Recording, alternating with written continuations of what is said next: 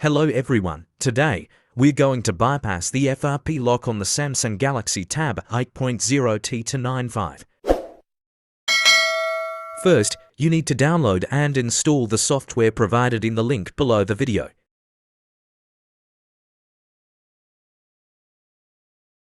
After launching the app, click on Device Manager and check the ports section to ensure your drivers are correctly installed. To do this, make sure the tablet's back cover is removed. Short the test points as shown in the image using tweezers and connect the USB cable to your PC.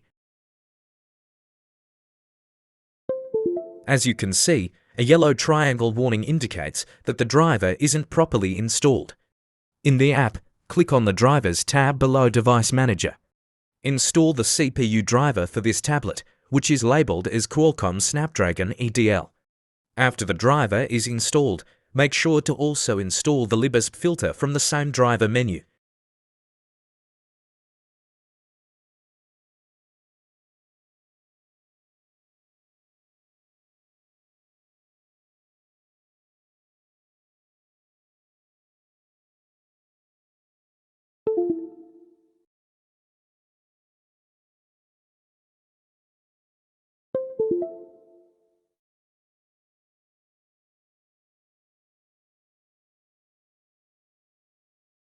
Once the drivers are ready, go to the top left drop-down menu and select Qualcomm.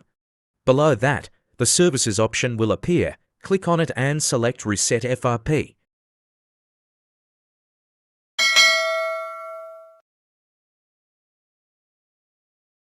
When you see the message waiting for port, short the test points again with your tweezers and plug in the cable. Before doing this, remember to disconnect and reconnect the battery connector.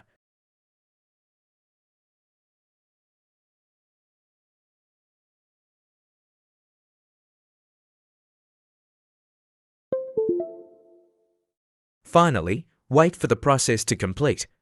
Click on Reboot, and you're all set.